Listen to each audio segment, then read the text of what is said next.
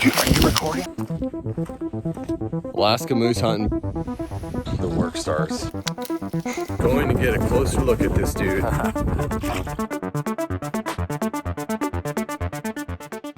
What I want to do is talk about moose calling. So you're on your first moose hunt or you're on your 30th moose hunt. The same rules apply with calling. The number one thing with calling that I have found in 14 years of guiding Alaska Yukon moose is timing. It's more important to call in the right time frame than it is, in my experience, to call with the utmost accurate sounding imitations of a bull or a cow moose. And what I mean by timing is this. Moose are most active early in the morning and oftentimes well before the sun comes up. So we're talking 4 a.m., 5 a.m. It's still pitch black, but moose are moving, they're communicating, and they're feeding. And then in the afternoon, late evening, right before the sun goes down or just after the sun goes down is a really important time to call. And the reason why it's important during those windows is because that's when these bulls and these cows are listening for each other. They're actively listening, they're on their feet, and they're seeking out each other during those windows, especially during the rut, to come again and meet with each other. And bulls will hear and come to cows or small bulls or other bulls of their size. Cows will, sometimes they'll come to bull moose. I've had cows come into bull moose grunts and things that I've been imitating. But most of the time, cows will talk back. They'll let you know, hey, I'm over here. If you're acting like a big bull and a cow will talk back, what'll happen then is you'll get another bull to talk back and hear commotion, and you can triangulate and potentially meet up with that cow that's not only attracting you as the fake bull, but it's also attracting another bull too coming in that area and potentially a shooter bull. So the biggest thing is timing. One of the things that I do and I practice when I'm moose hunting, and in my case when I'm guiding moose hunters, is that I make it a point to call well before first light. So I usually call once or twice around 3 or 4 a.m. I'll wake up, I'll be real quiet, I'll unzip the tent, and I'll give off maybe a couple rakes or a long cow call, just one, maybe two calls, and then I'll go right back to sleep. And why I do this is because that's what I've heard in the wild. That's what I've heard when I've been actually moose hunting in Alaska, is you hear moose and you try to imitate not only their sounds, but when they're doing it. So if you pay attention, and a lot of times guys that don't have the experience, haven't slept out in a tent in moose country for every season for the last 14 years, may not come into that same idea. That's not to say that you can't call bulls in and call moose in during the middle of the day, but if you want to maximize your efficiency, is you really focus on the first thing in the morning, last thing in the afternoon, evening, and not to overcall. If you're overcalling and you're not calling during their normal instinctual time windows, it doesn't seem to be natural. Every moose has a different voice, they got different sounds. As long as you catch it in that general wheelhouse, you'll attract them by the sound.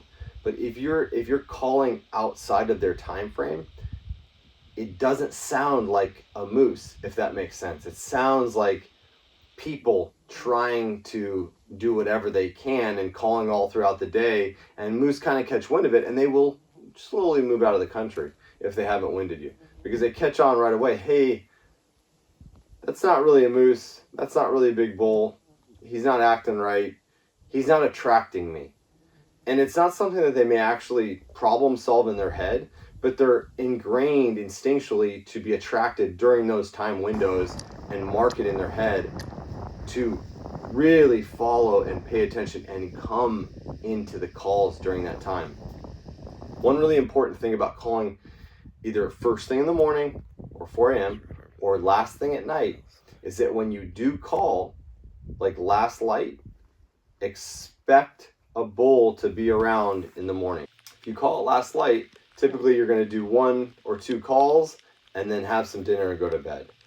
Well, those moose will move in, that bull will come in overnight Or he'll hear it while he's laying down in his bed already, and as soon as he gets up in the morning, he will come right to where he heard you calling. So it's really important that when you call at last light to be really quiet and really, really expect something to happen first thing in the morning or before first light.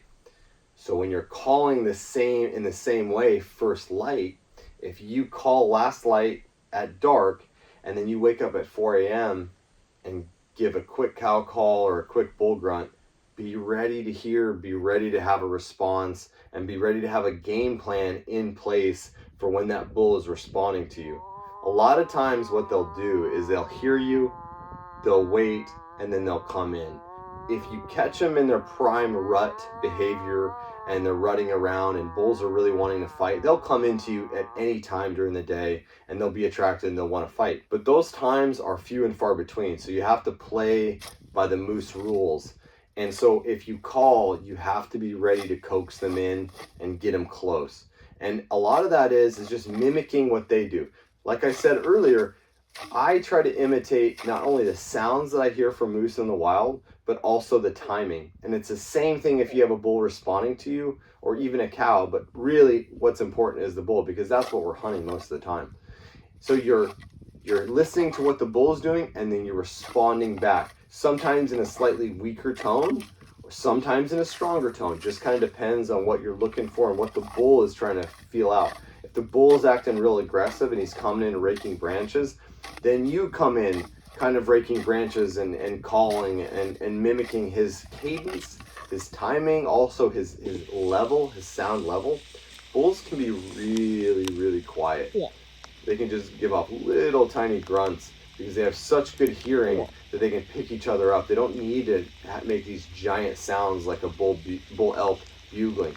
They make small grunts, subtle grunts, and they have a different kinds of guttural noises that they'll make during the rut, which to kind of attract each other and let each other know where each other is at, kind of like a sounding board, so they can see kind of, hey, who's where, who's over here.